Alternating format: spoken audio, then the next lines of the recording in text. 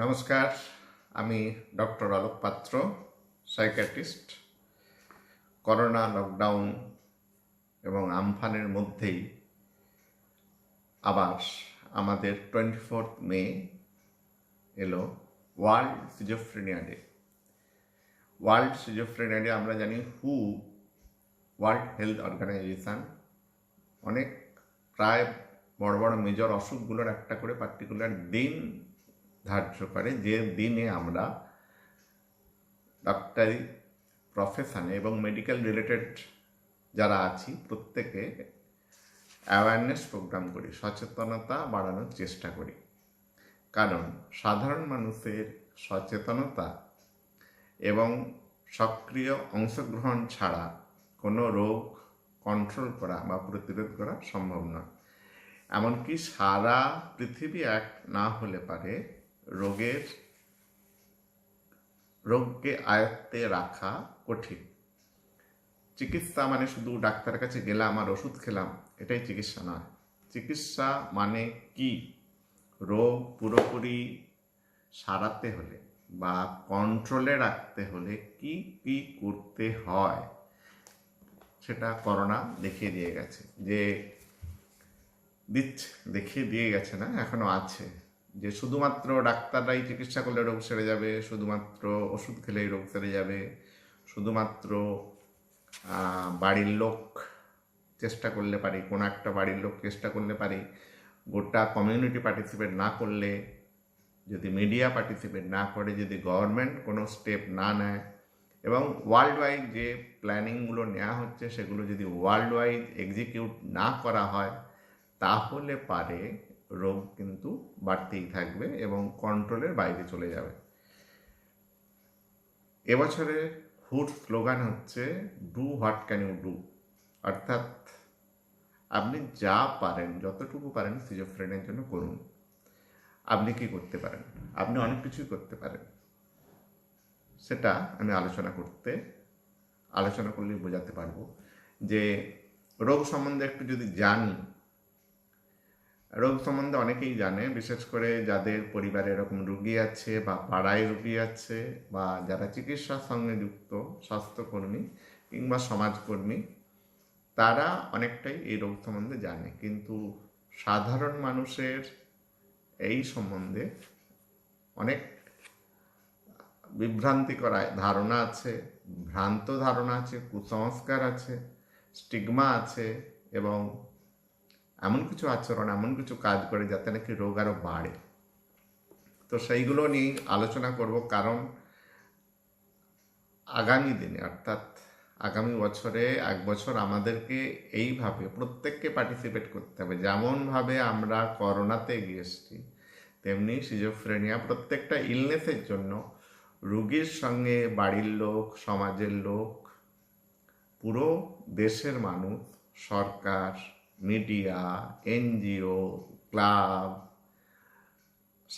বিভিন্ন অর্গানাইজেশন এবং world health organisation থেকে শুরু করে একদম পেরিফেরিতে যারা কাজ করছে, অঙ্গনাদি ওয়ার্কার, আশাকর্মী, আইসিডিএস কর্মী, প্রত্যেকেরই একটা ইনভলভমেন্ট এবং কন্ট্রিবিউশন থাকবে, তবে কিন্তু রোগটা কন্ট্রোলে আসবে। অনেকেই এই সিজোফ্রেনিয়া সম্বন্ধে সাধারণভাবে জানিস ও রোগটা কি, ওই যে পাগল যাদের বলে আর কি, মোটামুটিভাবে সেটুকু বুঝলেও তার জন্য কি করি, ব্রেন ডিস্টার্ব মানে অনেক কিছু রকম আচরণ আছে। আগে তো ভাবা হতো যে এরা হচ্ছে সিয়ার্স এবং প্রফেট, এরা ভবিষ্যৎ দ্রষ্টা বা এরা পথপ্রদর্শক, উচ্চ চিন্তা ভাবনার মানুষ। আবার কেউ কেউ বলতো এরা হচ্ছে ডাইন কিংবা শয়তান, অপদেবতা। এগুলো নিয়ে আমি আগের কয়েকদিন, বেশ কিছুদিন আলোচনা করেছি। তো অনেক রকম স্টিগমা আছে। এছাড়াও আছে অনেকে যে পাগল কি কখনো সারে। বহু চিকিৎসক বন্ধু জিজ্ঞাসা করে, আচ্ছা সিজোফ্রেনিয়া কি চিকিৎসা করলে সারে? ইভেন কোনো মানসিক রোগ সম্বন্ধেও বলে চিকিৎসা করলে কি সারে? আবার কেউ কেউ বলে তো সারা জীবন ওষুধ খেয়ে যেতে হয়। কেউ কেউ বলে যে চিকিৎসা, ওষুধ তো খাচ্ছি ডাক্তারবাবু, তাহলে রোগ সারছে না কেন? অনেকে আবার বলে রিপোর্ট তো করালাম, ওই রিপোর্টে তো কোনো প্রবলেম নেই, তাহলে আপনি বলছেন কেন যে ওর রোগ আছে? কেউ কেউ এসে বলে ডাক্তারবাবু ওর তো ছোট বয়স থেকে ছিল না, এই তো মাস্টার ডিগ্রি করেছে ও ম্যাথামেটিক্সে, ওর এখন রোগ ব্রেনের ডিস্টার্ব কী করে হতে পারে? কিছু একটা ভুল হচ্ছে, নিশ্চয়ই কোনো কেউ কিছু খাইয়ে দিয়েছে খাবারের মধ্যে, অথবা কোনো জাদুটনা করেছে, বা কিছু একটা অন্য ব্যাপার হবে। কারণ ব্রেনের রুগী হলে সে তো জন্ম থেকে হবে। তার মানে হাবা, মেন্টালি রিটার্ডেড যাদের বলি, জড়বুদ্ধি, হাবা হাদা ভুদা টাইপের যাদেরকে বলা হয় সাধারণ থেকে, মানে জন্ম থেকে যাদের বুদ্ধি কম, তাদেরকে গ্রামে ঘরে সংসারে এমনিভাবেই নামে ডাকে। তো তাদেরকেই মনে করে যে ব্রেনের রুগী। আর যাদের ব্রেন ছোটো বয়সে ভালো, ইন্টেলিজেন্ট, মেমোরি ভালো, পড়াশুনোয় ভালো, ভালো রেজাল্ট করে, মাস্টারি করে, ডাক্তারিও করে, হয়তো রাজনীতি করে, তার আবার ব্রেনের রোগ কী করে হতে পারে? অনেকে আবার বলে, আপনি যে বলছেন ও ব্রেনের রুগী, আপনি একটা অঙ্ক দিয়ে দেখুন তো, এমএসসির ম্যাথামেটিক্সের অঙ্ক, ওর অনেক টিচার যে অঙ্ক পারে না ও সেটা পারে, তাহলে ওকে ব্রেনের রুগী বলছেন কেন? এই বিষয়গুলো নিয়ে, এই মিসকনসেপশনগুলো দূর করতে না পারলে আমরা কিন্তু ট্রিটমেন্ট করতে গেলে অনেক রকম বাধা আসবে। অনেকে আবার বলে, ডাক্তারবাবু তো ওষুধই খেতে চায় না, তো কী চিকিৎসা করবো? ও তো বাধ্য নয়, কারো কথা শোনে না। অনেকে আবার বলে যে ওকে তো সাবধানে রাখতে হবে, ওইসব রুগী, ওকে তো অন্য লোকের জন্য বিপদ হতে পারে, ওদেরকে তো পাগলাগারদে রাখাই ভালো। সারা জীবন পাগলাগারদে রেখে দেয়, একবার মানসিক রুগী হলে ভর্তি রেখে দেয়, তাদের আর বের করে আনে না, কিন্তু তারা সুস্থ হয়ে নর্মাল স্বাভাবিক জীবনে ফিরতে পারে সেটা জানে না। কেউ কেউ আবার বাড়িতে চেন দিয়ে বেঁধে রেখে দেয়। এই ঘটনাগুলো আগের 55টা এপিসোড নিয়ে আমি আলোচনা করছি, যে রোগ সম্বন্ধে কত রকমের ভ্রান্ত ধারণা থাকার কারণে আমরা কতটা রোগকে জটিল করে তুলি। সিজোফ্রেনিয়ার ক্ষেত্রে প্রথমত মানসিক রোগী, পাগল যেটাকে বলি, মানে ভারসাম্যহীন যারা হারিয়ে ফেলে, উল্টোপাল্টা কথা বলে, অস্বাভাবিক আচরণ করে, হাসে, কাঁদে, গান গায়, রেগে যায়, মারধর করে, ভাঙচুর করে, খায় না, ঘুমোয় না, এবং তার যে কোনো সমস্যা আছে সেটা মনে করে না, তাদেরকে আমরা বলি সাইকোটিক, এবং এদেরকে সহজ কথায় বলি পাগল।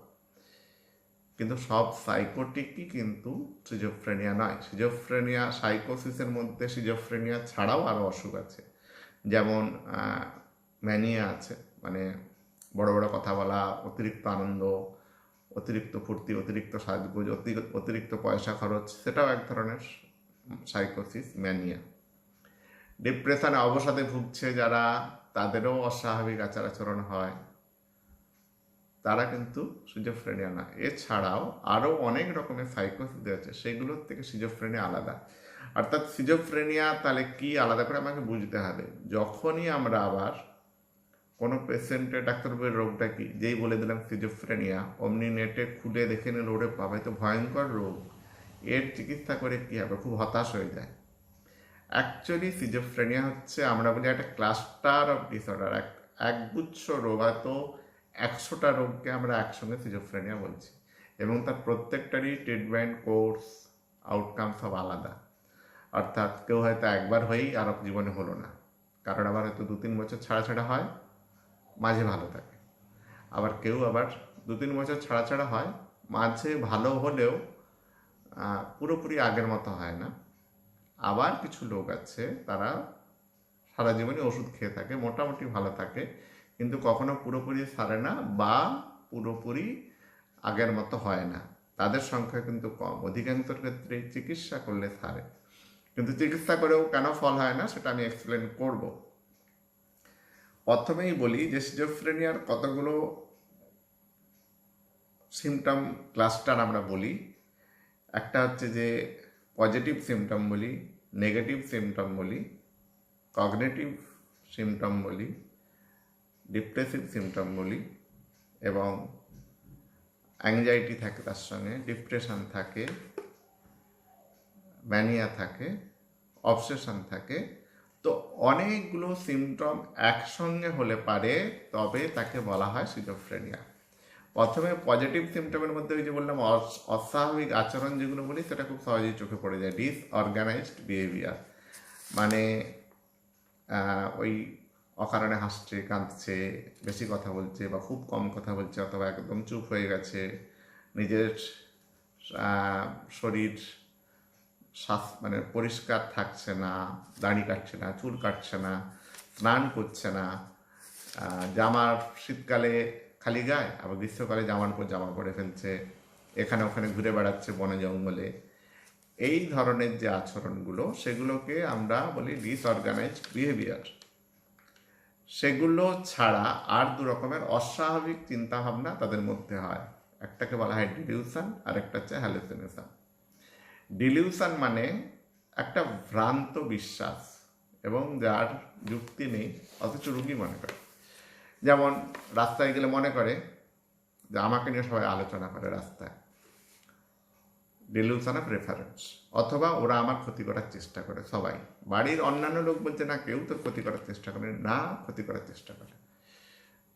মুখ্যমন্ত্রী আমাকে মারবার চেষ্টা করে, প্রধানমন্ত্রী মারবার চেষ্টা করে, আমেরিকার প্রেসিডেন্ট আমাকে মারবার চেষ্টা করে, ইত্যাদি প্ল্যান।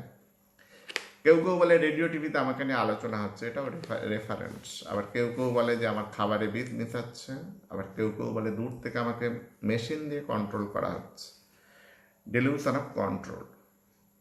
কেউ কেউ নিজেকে খুব বড় মনে করে, ডিলিউশন অফ গ্র্যান্ডিওসিটি। আমি প্রধানমন্ত্রী, আমি অমিতাভ বচ্চন, আমি ভগবান, আমাকে বিশ্ব অনেক শক্তি দিয়েছে। এই সময়ের অসুখের সময় কেউ কেউ বলছে যে আমাকে ওপর থেকে ভগবান পাঠিয়েছে, আল্লাহ পাঠিয়েছে, আমি নবী, আমি হচ্ছে সবার করোনা ভালো করে দেবো। এরকম যে একটা গ্র্যান্ডিওস আইডিয়া, তাকে বলি আমরা delusion of grandiosity. Delusion of control হচ্ছে যে বাইরে থেকে আমাকে কেউ নিয়ন্ত্রণ করছে, একটা কোনো মেশিন কি একটা কোনো কিছু দিয়ে, কম্পিউটারে আমাকে কেউ দূর থেকে আমার ব্রেন কন্ট্রোল করছে। ডিলিউশন অফ থট ইনসারশন, আমার মাথায় অন্য চিন্তা ঢুকিয়ে দিচ্ছে যেগুলো আমার চিন্তা নয়, আবার আমার মাথা থেকে চিন্তা বের করে নিচ্ছে। আমি বেশ সায়েন্টিফিক বড় বড় চিন্তা করি, সেগুলো ওরা বের করে নেওয়ার চেষ্টা করছে। আবার কেউ বলে যে আমি আজকে যে বাজার যাব, ওরা দেখে বুঝতে পেরে যায়, আমি না বললে পারে। থট ব্রডকাস্টিং বলা হয় সেটাকে। মনের কথা আমি না বললেও অন্য লোকে বুঝতে পেরে যায়। কেউ কেউ আবার প্রেমে পড়ে, বলে মানে অস্বাভাবিক, যেমন এই এখনকার ক্যাটরিনা কাইফ আমার প্রেমে পাগল, সে আমাকে বিয়ে করার জন্য এখানে ওখানে ঘুরে বেড়াচ্ছে, ট্যাক্সি নিয়ে আমার চারপাশে ঘুরে বেড়াচ্ছে, আমি তাকে বিয়ে করতে রাজি নয়, সে আমাকে বিয়ে না করে ছাড়বে না। আবার ইনফিডেলিটি, যেটা আগের দিন আলোচনা করেছিলাম, যে স্বামী বা স্ত্রী অন্যকে সন্দেহ করা, যেটা অন্য কোনো পরপুরুষ বা পরনারীর সঙ্গে সম্পর্ক আছে। এই ঘটনাগুলোকে বলা হয় ডিলিউশন। এটা একটা সিমটম সিজোফ্রেনিয়ার। প্যাসিভিটি ফেনোমেনা বলে একটা বলা হয়, অর্থাৎ আমার অনুভূতি আমার নয়, বা আমি যা করছি আমি করছি না, অন্য কেউ আমাকে দিয়ে করাচ্ছে, এবং আমি আমার নিজের চিন্তা ভাবনা সব কিছুই অন্য কেউ নিয়ন্ত্রণ করছে। এই ধরনের ফেনোমেনাগুলোকে বলে প্যাসিভিটি ফেনোমেনা। হ্যালোসিনেশন শব্দটা ওই রুগীদের দেখা যায়, তার মানে কোনো স্টিমুলাস ছাড়া পারসেপশন হয়, অর্থাৎ একটা সাউন্ড হলে তো আমরা শুনতে পাই, কেউ কথা বললে তো শুনতে পাই। এই সব রুগীর ক্ষেত্রে কি হয়, কেউ নেই আশপাশে, কেউ কোনো কথা বলছে না, অথচ রুগী বলছে না আমি শুনতে পাচ্ছি ওরা কথা বলছে, বাড়ির আশপাশের লোকেরা শুনতে পাচ্ছে না। কি কথা বলছে? তারা বলছে যে তুই পাগল, বা তুই মরে যা, তুই বিষ খা, কমেন্ট করে, মানে অর্ডার দেয়, এই তুই এখনই বাথরুমে চান কর, তুই ওখানে গিয়ে দাঁড়া, অথবা কমেন্ট করে তুই এখন পড়ছিস, আচ্ছা তুই এখন শুয়ে আছিস, তুই এখন টিভি দেখছিস, এরকম কমেন্ট করে, অথবা কমেন্ট করে। অথবা দু তিনজন লোক নিজেদের মধ্যে আলোচনা করে, বলে ওই ছেলেটার না মাথা খারাপ হয়ে গেছে, ও আর বেশি দিন বাঁচবে না। এই ধরনের আলোচনা কানে শুনতে পায়, এবং বলে কি, আবার বলে কেউ কেউ যে ও ঘর থেকে বেরো, ওর একদম ফাঁসিতে ঝুলিয়ে দেবো, ওকে কাস্তে দিয়ে কেটে দেবো, কুড়ুল দিয়ে কেটে দেবো, এইসব কথা শুনতে পায় তারা, তার মনে এইভাবে ভয় থাকে। এগুলোকে বলে অডিটরি হ্যালুসিনেশন। আবার কেউ বলে আমি নিজে যেটা মনে করি সেটাই আমার নিজের কানে শুনতে পাই, এবং আমার নিজের গলায় শুনতে পাই। কেউ কেউ বলে আমার পেটের ভেতর থেকে কথা আসে, আমার নাড়ি থেকে কথা আসে, আমার হার্ট থেকে কথা আসে, পা থেকে কথা আসে, আমি শুনতে পাই। ভিজুয়াল হ্যালুসিনেশন চোখে দেখতে পায়, বলে ওই যে ওখানে কেউ দাঁড়িয়ে আছে, ওই যে ছায়ার মতো, ওই যে বড় লম্বা লম্বা দাড়ি, লম্বা লম্বা চুল, কেউ দাঁড়িয়ে আছে, কেউ মারতে আসছে, চোখে দেখতে পায় সেই ছবিগুলো। অথবা কেউ কেউ বলে যে আমি দেখতে পাচ্ছি যে আমার মেয়ে জামাইকে কেউ মারছে, দূরে আছে অনেকে, বলে আমি দেখতে পাচ্ছি।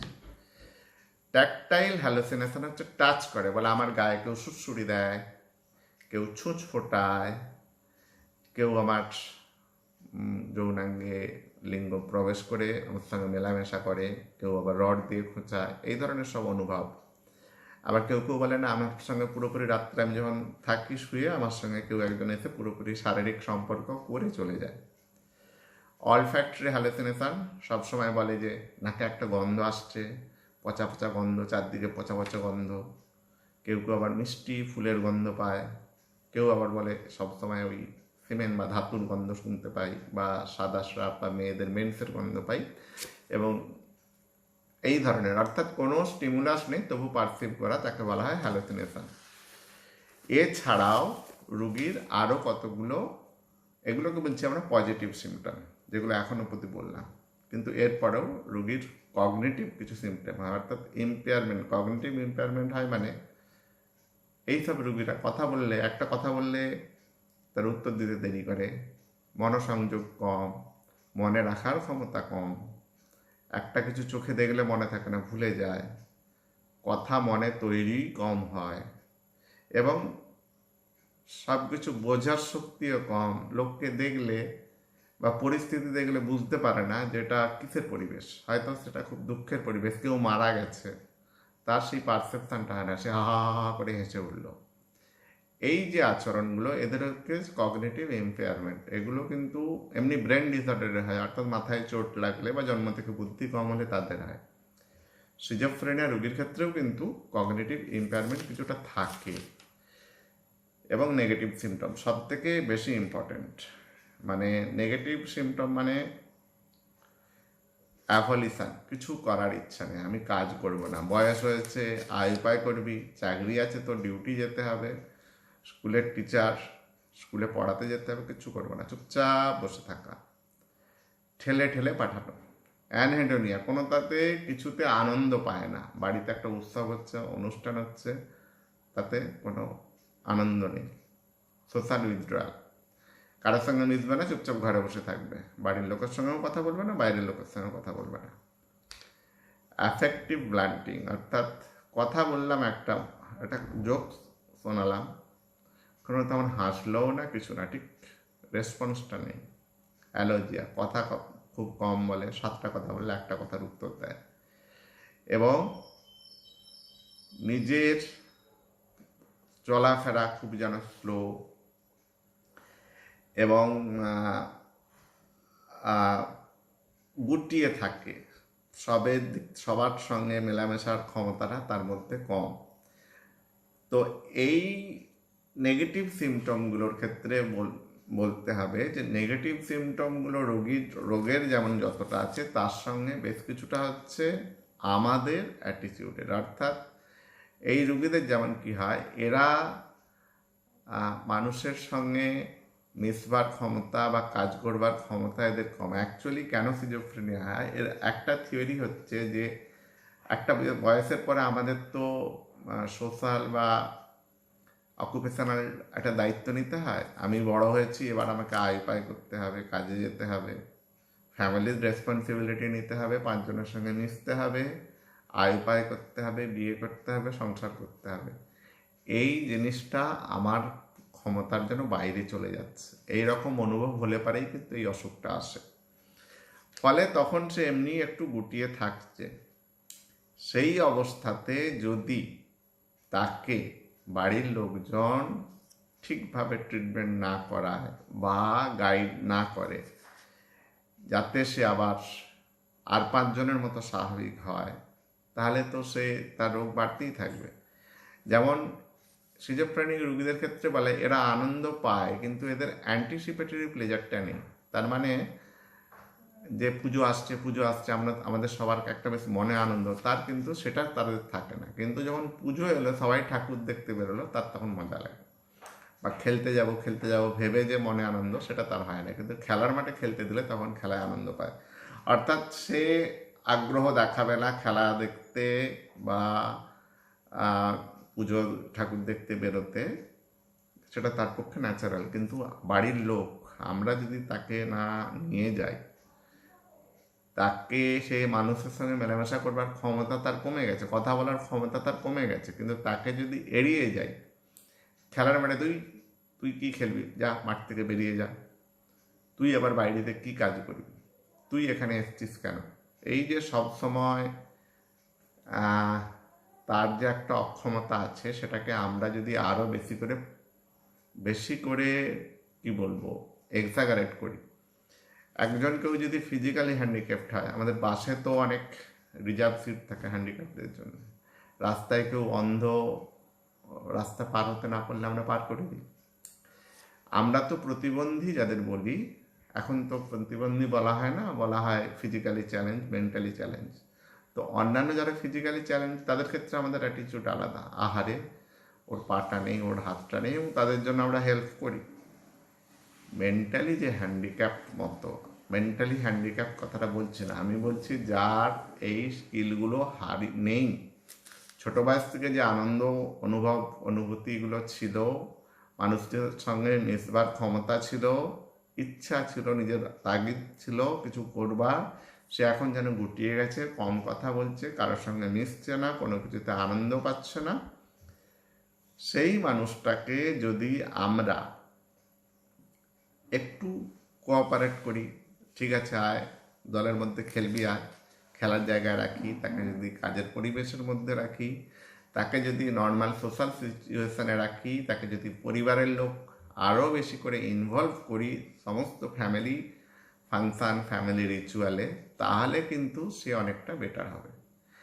আমরা সেটা কি করি, আমরা উল্টে কি করি, ওর একটু ব্রেন ডিস্টার্ব আছে, রাস্তায় গেলেই খ্যাপায়, এই পাগলা এই পাগলা, এই এই কথাগুলো তাদের ক্ষেত্রে তো একটা মানসিক আঘাত বটেই।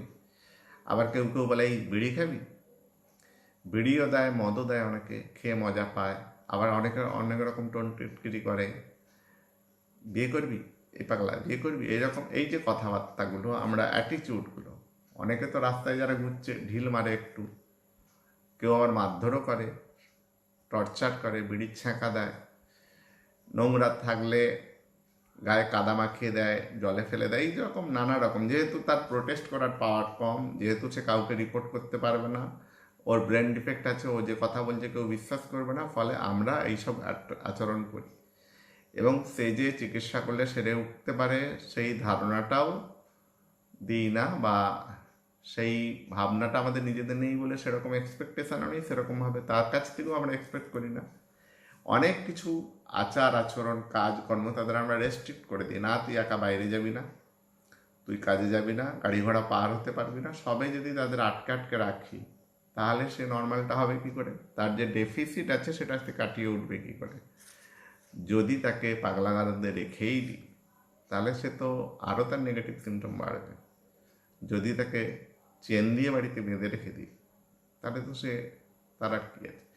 অর্থাৎ ফ্যামিলি মেম্বার যদি তাকে রিফিউজ করে, সোসাইটি যদি তাকে রিফিউজ করে, তার যে প্রবলেমটা আছে সেটা থেকে বেরিয়ে আসার জন্য তাকে হেল্প না করে, কোঅপারেট না করে, তাকে টেনে বের করে আনার চেষ্টা না করে, তাহলে সে কি সুস্থ হবে? সে তো দিনে দিনে আরও খারাপ হয়ে যাবে। এবং দেখা গেছে যে যাদের বুদ্ধি একটু কম থাকে, লেখাপড়া কম, এবং ছোটোবেলা থেকেই কাজ করার কাজ করেনি, এই কাজ শুরু করলো, এটা আবার কদিন করে ওই কাজে চলে যায়, ফ্রিকোয়েন্টলি কাজ চেঞ্জ করে ইয়ং বয়সী ছেলেরা, বাড়ির লোকেরা সেটাকে অতটা গুরুত্ব দেয় না যে কেন এত ঘন ঘন কাজ চেঞ্জ করছে, ওকে একটা নির্দিষ্ট কাজে লাগিয়ে রাখতে হবে। এই প্রবলেমগুলো যদি কারো থাকে, তাহলে তার কিন্তু এই রোগবাস প্রবণতা বেশি থাকে। এবং এই তার মানে যদি আমি বলি যে প্রিভেন্ট করতে চাই আমি সিজোফ্রেনিয়া, তাহলে আমাকে ছোটো বয়স এডুকেশন বাড়াতে হবে, ওয়ার্কিং হ্যাবিট প্রথম থেকে ভালো করতে হবে, সেভাবে গড়ে তুলতে হবে, তাহলে তার সিজোফ্রেনিক সিমটম, নেগেটিভ সিমটম কম হবে। যদি ইন্টেলিজেন্ট নর্মাল থাকে। ইন্টেলিজেন্স কমে কেন? অধিকাংশ বাচ্চার ইন্টেলিজেন্স নর্মাল হয়। জন্মের সময় তাকে বাড়িতে ডেলিভারি করা হলো, ডেলিভারির দীর্ঘ সময় পেরিয়ে গেছে, বাচ্চা জন্মে কাঁদেনি, সেই কারণে সিজার করার দরকার ছিল, সিজার করা হয়নি। অ্যান্টিনেটাল চেক আপ করা হয়নি, পেটে বাচ্চা আছে, মাকে যে চেক আপ করার বলার কথা ছিল করা হয়নি। ফলে বাচ্চার মায়ের অনেক অসুখ হয়েছে, বাচ্চার যে ওষুধ আয়রন ট্যাবলেট দেওয়া হয়েছে, ফলিক অ্যাসিড দেওয়া হয়েছে, খায়নি, ইঞ্জেকশন নেয়নি, ইনফেকশান হয়েছে জন্মের পরেই বাচ্চার, মেনিনজাইটিস হয়েছে, টিটেনাস হয়েছে, পোলিও হয়েছে, তো তার ব্রেন কম হবে। তাহলে জন্মের আগে থেকে প্ল্যান করে আমি যখন বাচ্চা নেব, সেই সময় থেকেই আমাকে ঠিক করে রাখতে হবে যে আমি একে প্রথম থেকেই ডাক্তারের আন্ডারে রাখবো, নিয়মিত অ্যান্টিনেটাল চেক আপে যাবো, ডেলিভারি ডাক্তারের আন্ডারে করব, পাস করা ডাক্তারের আন্ডারে, এবং ছোটোবেলা থেকে ডাক্তারের মতো চিকিৎসা করব, সুস্থ স্বাভাবিকভাবে যাতে বাচ্চা বড় হয়। শুধু পড়াশুনো করলেই হবে না, তার সোশ্যাল স্কিল থাকতে হবে, তার সেলফ রিলায়েন্ট থাকতে হবে, নিজের হাতে নিজের কাজ করতে হবে, তাকে সমাজের সব সবার সঙ্গে মিশতে হবে, তার খেলাধুলো করতে দিতে হবে, তার হবি যেগুলো সেগুলো ডেভেলপ করতে দিতে হবে। তবে পরবর্তীকালে যদি ইনকেস তার মানসিক রোগ বা সিজোফ্রেনিয়া হয়ে থাকে, তাহলে কিন্তু চিকিৎসা করলে ভালো হবে। সুতরাং যে বিষয়টা বলেছিলাম প্রথমে শুরুতেই, যে সিজোফ্রেনিয়া রোগী ডাক্তার ওষুধ তো খাওয়াচ্ছি কিন্তু ওই সারছে না। তো ওষুধ দিয়ে পজিটিভ সিমটম যেগুলো বললাম, ডিসঅর্গানাইজড বিহেভিয়ার, হ্যালুসিনেশন, ডিলিউশনগুলো ঠিক করা যায়। নেগেটিভ সিমটম ট্রিটমেন্ট করার জন্য কিন্তু অন্যান্য ফ্যামিলির রোল আছে, সোসাইটির রোল আছে, এবং জন্মের আগে থেকে ব্যবস্থা নিতে হবে, ছোটোবেলার চাইল্ডহুডটাকে ঠিকভাবে গড়ে তুলতে হবে। বা এছাড়াও যদি এই যে বারবার বলি একটা মানুষকে যে পাগলা পাগলা পাগলা, এই নেগেটিভ মনোভাবে তো তার ডিপ্রেশন হবে, তার প্রতি মুহূর্তে বাইরে বেরোতে ভয় লাগবে, অ্যাংজাইটি হবে, ফলে তো তার নেগেটিভ সিমটম আরও বাড়বে, সে তো আরও বেশি গুটিয়ে যাবে। ফলে সে নিজের দুনিয়াতেই থাকবে, অর্থাৎ নিজের জগতে ক্রমে ক্রমে যখন দেখলো এই পৃথিবীর কেউ আমাকে মানছে না, সে তখন নিজের মধ্যেই গুটিয়ে গেল, নিজের মতো করে কাল্পনিক দুনিয়ায় বাস করতে লাগলো, কাল্পনিক দুনিয়ার লোকেদের সঙ্গে, ওই যাদের কানে আওয়াজ আসছে যাদের সঙ্গে, তাদের সঙ্গে কথা বলায় ব্যস্ত হলো। অর্থাৎ ধীরে ধীরে সমাজের অবহেলায়, পরিবারের অবহেলায়, চিকিৎসার ঠিক সময় না করার কারণে যে নাকি আবার সুস্থ স্বাভাবিক জীবনে ফিরত, সে এই দুনিয়া ছেড়ে একটা নিজের দুনিয়া, অন্য দুনিয়াতে বাস করতে শুরু করে দিল। আর তখনই তার এই নিজের গ্রুম করা, নিজেকে চুল আঁচড়াবো, দাড়ি কাটবো, গোঁফ কাটবো, চান করবো, পরিষ্কার পরিচ্ছন্ন থাকবো, ঠিক সময় খাবো, ঠিক সময় ঘুমোবো, সবার সঙ্গে মেলামেশা করবো, এইসব জিনিসগুলোর প্রয়োজনীয়তাগুলোই তারা মানে খেয়ালে থাকে না, ফলে সে সেগুলো খেয়ালও করে না এবং সেগুলোর দিকে তার নজর থাকে না, ফলে দিনে দিনে সে আরও খারাপ হয়ে থাকে। অর্থাৎ আমরা প্রথম থেকেই রোগী যদি হয়েও থাকে, তার যদি প্রথম থেকেই রোগের চিকিৎসা করে থাকি, প্রথম থেকেই বাচ্চা জন্মের আগে থেকে যদি যত্ন নিই, তাহলে কিন্তু সিজোফ্রেনিয়া কমানো যাবে। অনেকেই জিজ্ঞেস করে, ডাক্তারবাবু প্রিভেন্ট কি করা যাবে? আমার তো অসুখ, আমার ছেলের যাতে না হয় তার জন্য কি করব? তার জন্য অনেক কিছু করা যায়, ওষুধ দিয়েই সব কিছু চিকিৎসা করা যায় না। এছাড়া সিজোফ্রেনিয়া রোগীর আরও কতগুলো সিমটম হয়, তার মধ্যে একটা হলো যে মোটর বিহেভিয়ার, মানে সবসময় একটা অস্থিরতা, ছটফট করছে, এখান থেকে ওখানে যাচ্ছে, এমলেসভাবে ঘুরে বেড়াচ্ছে, আবার কিছু একটা যেন কাজ করছে, হাত নাড়ছে, যেন কোথাও স্ক্রু আটাচ্ছে, এরকম হ্যান্ড মুভমেন্ট করতে থাকে সব সময়। কেউ কেউ আবার কাঁধ ঝাঁকায়, ঘাড় বাঁকায়, কিংবা মানে অনেক রকম বডি মুভমেন্ট করে যেগুলো নর্মাল লোকের না, এমনভাবে দাঁড়িয়ে থাকে বা চোখগুলো বড় বড় করে চেয়ে থাকে, যেগুলোকে দেখলেই বোঝা যায় যেগুলো নর্মাল না, সেগুলো এই রোগের একটা সিমটম। আবার কেউ কেউ একবারে চুপ হয়ে যায়, মানে একদম নড়েও না চড়েও না। মোটর অ্যাক্টিভিটি বেশিও হয়, কমও হয়। বেশি হওয়াটাকে, মোটর অ্যাক্টিভিটি বেশি হওয়া আর কম হওয়া যখন এক্সট্রিম হয়, তখন তাকে আমরা বলি ক্যাটাটোনিয়া। ক্যাটাটনিক পার্সন যখন একবারে উইথড্রন হয়ে যায় সে তখন স্ট্যাচুর মতো হয়ে যায়, নড়েও না চড়েও না, ঠেলেও দেয় না। একটা সিমটম আছে যাকে বলে আমরা ওয়াস্টিভ ফ্লেক্সিবিলিটি। মোমের পুতুলকে যেমন ঠেলে দিলে পারে সে বেঁকে যায়, এইসব ক্যাটাটনিক রুগীকে ঠেলে দিলে সে এইভাবে ঝুঁকে বেঁকে এইরকমভাবে ঘন্টার পর ঘন্টা রয়ে যাবে যতক্ষণ না তাকে সোজা করা হচ্ছে। অর্থাৎ একেবারে অজ্ঞান হয়েও থাকতে পারে, স্টুপর হয় ক্যাটাটনিক ক্ষেত্রে, মিউট হয়ে যায়, কোনো কথা বলে না, কিংবা কোনো রকম বডি মুভমেন্ট নেই, খায়ও না, ঘুমায়ও না, এক জায়গায় স্টিলভাবে দাঁড়িয়ে থাকতে পারে। অথবা অতিরিক্ত উত্তেজনা, প্রচণ্ড ভাঙাভাঙি, লাফালাফি, চেঁচামেচি, ভাঙচুর, একে মারা ওকে মারা, এইসব করতে পারে। এবং কথা বলার ক্ষেত্রে থট ডিসঅর্ডার অনেক রকম, যেটা আমরা সবসময় বলি পাগলে কি বলে, পাগলে কি না বলে। পাগলে কি বলে, পাগলে যা বলে তারও কিন্তু বোঝার একটা ব্যাকরণ আছে, মানে আমরা সাইকিয়াট্রিস্টরা, সাইকোলজিস্টরা সেগুলোকে বোঝবার একটা চেষ্টা করি। অধিকাংশ সময় এদের কথাবার্তা কি হয় যে ইনকোহারেন্ট, মানে লিঙ্ক থাকে না, লুজনিং অফ অ্যাসোসিয়েশন, একটা কথার সঙ্গে অন্য কথার লিঙ্ক নেই, একটা কথা বলতে বলতে অন্য কথায় চলে যায়, ডিরেলমেন্ট বলে। অথবা বেশ কিছু নতুন নতুন শব্দ বলে, নিওলজিজম, যে শব্দগুলোর কোনো মানে নেই। অথবা কতগুলো শব্দ পরপর বলে যেগুলোকে বলে ওয়ার্ড স্যালাড, মানে পরপর কতগুলো শব্দ বলল, বাক্য হলে তার তো সেন্টেন্সের একটা গঠন থাকবে। কাল একটা সেন্টেন্স যদি বলতে চাই, কাল রাধা কোদাল কে কিনবে, এরকম একটা ভাষা আর কি। মানে এই যে সেন্টেন্স বলে বা কোনো থেকে মিনিং বা সেন্স কিছু আমরা বের করতে পারবো না। তো এই অস্বাভাবিক কথাকে আমরা বলি থট ডিসঅর্ডার। এদের অ্যাকচুয়ালি চিন্তা ভাবনার একটু অস্বাভাবিকতা থাকে, তাদের কথা ঠিকভাবে ফলো করতে পারে না। অনেকে আবার বাচ্চার মতো তোমার নাম কি উল্টে বলবে তোমার নাম কি, একে বলে ইকোলালিয়া, অথবা বলে প্যালিলালিয়া, একই কথাকে বারবার বলে। মা বাড়ি যাবো, মা বাড়ি যাবো, মা বাড়ি যাবো, তাকে যে কথাটা বলছে সেটাই বারবার বলতে থাকা, এই ধরনের সিমটম হয়, এগুলোকে বলে থট ডিসঅর্ডার। এটাও একটা সিজোফ্রেনিয়া সিমটম। এবং সব থেকে ইম্পর্টেন্ট যেটা হচ্ছে যে এই সমস্ত রুগীর ইনসাইট থাকে না, তারা যে রুগী সে সেটা জানে না, ফলে তারা ওষুধ খেতে চায় না। ফলে বাড়ির লোক বলে কি করবো ডাক্তারবাবু, ওষুধ তো খেতে চায় না, তাহলে আমরা কি করে চিকিৎসা করব? ওষুধ তো খেতে চাইবে না, তার কারণ হচ্ছে তার সেই জ্ঞানটা নেই, তবু ওষুধ খাওয়াতে হবে। নানানভাবে পদ্ধতিতে তার ইচ্ছা বা অনিচ্ছাতেও আমরা চিকিৎসা করি, সেটা বাড়ির লোককে করতে হবে। তারা আজ খেলেও কাল খাবে না, সকালে খেলেও বিকেলে খাবে না, বা রাতে খাবে না, অনেক লড়াই ঝগড়া করতে হয়, আর এইখানেই বাড়ির লোকেরা ধৈর্য হারিয়ে ফেলে। দুই হচ্ছে তাদের মনে করে যে রোগ আছে, কিন্তু বলে যে না এটা অন্য কেউ করছে, হ্যাঁ আমার কানে শব্দ আসছে এর জন্য আমার খুব অসুবিধে হচ্ছে, কিন্তু এটা অন্য কেউ করছে, এরকমও কেউ মনে করে। ফলে তারাও, আবার কেউ কেউ বলে যে না ট্রিটমেন্টের রোগ আছে আমার, কিন্তু ওটা ওষুধে কিছু সারবে না, বা আমার ওষুধ খাওয়ার দরকার নেই।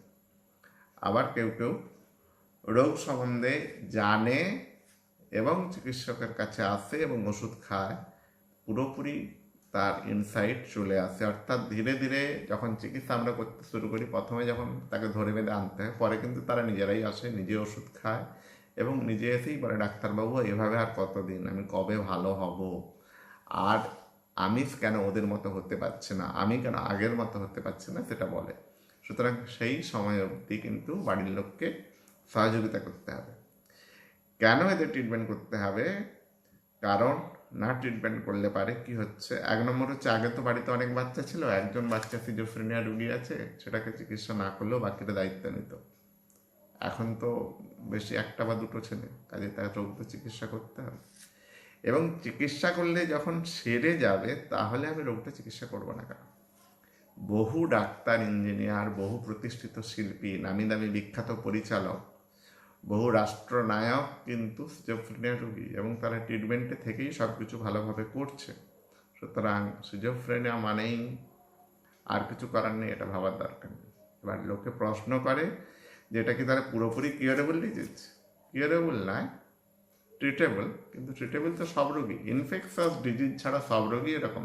প্রেশার সারে না কখনো, সুগার সারে না, হার্টের অসুখ সারে না, কিডনির অসুখ সারে না, অ্যাজমা সারে না, আমরা চিকিৎসা করে কন্ট্রোলে রাখি। সিজোফ্রেনিয়াও সেরকম, ট্রিটমেন্ট করলে কন্ট্রোলে থাকবে। সুতরাং ট্রিটমেন্ট করতে হবে, ট্রিটমেন্ট না করার অজুহাত দাঁড় করাবেন না। রুগী ওষুধ খেতে চাইবে না, কারণ রুগীর ইনসাইড থাকে না, ইনসাইড এলে সে নিজে খাবে। এবং শুধু ওষুধ দিয়েই রোগ থাকবে না, বাড়ির লোকের আরও রোল যেগুলো বললাম সেগুলো করতে হবে। সোশ্যাল রিহ্যাবিলিটেশন করতে হবে, বিহেভিয়ার থেরাপি করতে হবে, কগনিটিভ থেরাপি করতে হবে, তাকে কমিউনিটিতে পার্টিসিপেট করাতে হবে, তার কগনিটিভ রিমেডিয়েশন করতে হবে এবং রিহ্যাবিলিটেশন করতে হবে। অর্থাৎ রোগ হয়েছে পুরোপুরি, সব গোটা দুনিয়া ছেড়ে নিজের মধ্যে গুটিয়ে গেছে, এখন একে আমি বের করে আবার বহির্জগতে নিয়ে যাব, তাকে বলে রিহ্যাবিলিটেশন। সে কাজ ছেড়ে দিয়েছে, তাকে নতুন করে কাজ দেবো। সে মানুষের সঙ্গে মেলামেশা ভুলে গেছে, নতুন করে মেলামেশা করা শেখাতে হবে।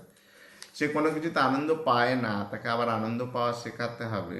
সে নিজের ইচ্ছায় কোনো কিছু করে না, তাকে বলে বুঝিয়ে বা ঠেলে ঠেলে কাজের মধ্যে সোশ্যাল লাইফে ইনভলভ করাতে হবে, ফ্যামিলির দায়িত্ব নেওয়াতে হবে। না করলে কি হবে, আমাদের সমাজে, আমাদের গ্রামে যদি 1000 লোক থাকে, তার মধ্যে 3 থেকে 8 জন সিজোফ্রেনিয়া রোগে ভোগে। এভাবে এত মানুষ, এবং তারা এই রোগের কারণে কাজ না করলে, সোশ্যাল অকুপেশনাল ফাংশনিং না করলে, সমাজের একটা ভার বোঝা হয়ে তারা থাকছে। এবং তারা তাদের জন্য যদি তাদেরকে ঠিকভাবে না ইউটিলাইজ করা হয়, তারা আয় উপায় না করলে, সেটাও তো সমাজের ক্ষতি, পরিবারের ক্ষতি। পরিবার চলবে কী করে মানুষটাকে সুস্থ না করলে? আর যদি চিকিৎসা না করি, হঠাৎ করে উগ্র হয়ে মারধর ভাঙচুর করে, মানুষ খুনও করে, নিজে আত্মহত্যাও করে, অনেকের পাড়া প্রতিবেশীর সঙ্গে ক্ষতি করে, আইনি প্রবলেমে পড়ে যায়। অর্থাৎ চিকিৎসা না করলে অনেক রকম সমস্যা, চিকিৎসা করলে সমাধান আছে। তাহলে আমরা চিকিৎসা করাবো না কেন, আমরা সহযোগিতা করব না কেন? এ পর্যন্ত বক্তব্যে এটাই বলতে চাইলাম, সিজোফ্রেনিয়া হলেই কিন্তু সারা জীবন ওষুধ খেতে হয় না। কারো ক্ষেত্রে কিন্তু 2 মাস 3 মাস চিকিৎসা, এই 6 মাস 1 বছর চিকিৎসা করলেই পুরোপুরি সেরে যায়। কারো ক্ষেত্রে 2-3 বছর ছাড়া হয়, কিন্তু সেটাও চিকিৎসা করলে সেরে যায়। 1/3 কেস মোটামুটি পুরোপুরি ভালো থাকে, 1/3 কেস মানে, আর 1/3 কেস হয়তো একটু বেশি দিন ওষুধ খেতে হয়, কিন্তু পুরোপুরি ভালো থাকে। আর বাকি 1/3 ওষুধ খেয়েই থাকতে হয়, এবং খেলে অনেকটা কন্ট্রোলে থাকলেও পুরোপুরি সারে না। এটা প্রায় অলমোস্ট সব রোগের ক্ষেত্রেই হয়, শুধু সিজোফ্রেনিয়া রোগের ক্ষেত্রেই নয়। এখন তাহলে আজকে ওয়ার্ল্ড সিজোফ্রেনিয়া ডেতে আমাদের কি, যেটা স্লোগান দিলাম, do what you can do. আপনার অনেক কিছু করার আছে। আপনার পাড়া প্রতিবেশীর কেউ একজন রোগী রাস্তায় ঘুরে বেড়াচ্ছে, চিকিৎসা করেনি, তাকে চিকিৎসকের কাছে নিয়ে যান। হসপিটালে সরকারিভাবেও চিকিৎসা হয়, এসব ওষুধ পাওয়া যায় ফ্রিতে। আপনার প্রতিবেশী কেউ চেন দিয়ে বেঁধে রেখেছে, রোগীর উপর টর্চার করছে, সেগুলো তাদেরকে বোঝাতে পারেন। সাধারণ মানুষকে সচেতন করুন। আপনার বাড়ির লোককে বরাবরের জন্য মেন্টাল হসপিটালে ভর্তি রেখে দেবেন না। আপনার রাস্তাঘাটে টোন টিটকিরি যারা করছে, পাথর ছুঁড়ছে, তাদেরকে অ্যাটিটিউড বদলাতে বলুন।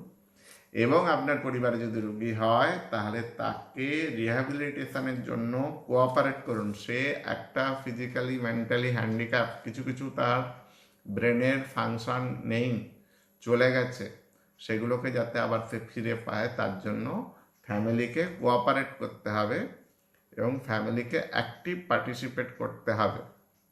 সবাই মিলে যদি চেষ্টা করি, তাহলেই সিজোফ্রেনিয়া রোগটা সম্বন্ধে যে স্টিগমা আছে, কুসংস্কার আছে, সেগুলো দূর হবে এবং রোগটা অনেকটা আয়ত্তের মধ্যে আসবে। করোনার ক্ষেত্রে আমরা যেভাবে সারা পৃথিবীতে এক হয়েছি, সিজোফ্রেনিয়ার ক্ষেত্রেও যদি সারা পৃথিবী এক হই, তাহলেও কিন্তু অনেকটা রোগকে কন্ট্রোলে করা যাবে। আর রোগ সম্বন্ধে বোঝা, যেটা বলছিলেন, রিপোর্টে পাওয়া, অনেক কিছুই রিপোর্টে পাওয়া যাচ্ছে। যেভাবে সায়েন্স এগোচ্ছে, আশা করা যায় আগামী 4-5 দশকের মধ্যে প্রায় রোগের ডিটেলস, অর্থাৎ নিউরোলজিক্যাল ডিসঅর্ডারের যেমন সব কিছু বোঝা যায়, সিজোফ্রেনিয়ার ক্ষেত্রে পুরোপুরি নিউরোলজি মেডিকেল সায়েন্সটা পুরোপুরি সেরকমই ডেভেলপ হয়ে যাবে। ততদিন অবধি আপাতত যা ট্রিটমেন্ট মোডালিটি আছে সেই সবাই মিলে ইউটিলাইজ করুন, যার যা ভূমিকা সবাই সেটা পালন করুন, তাহলেই আমাদের সিজোফ্রেনিয়াকে আমরা কন্ট্রোল করতে পারবো। আজ এ পর্যন্তই। সবাই ভালো থাকবেন, সুস্থ থাকবেন, আনন্দে থাকবেন। নমস্কার।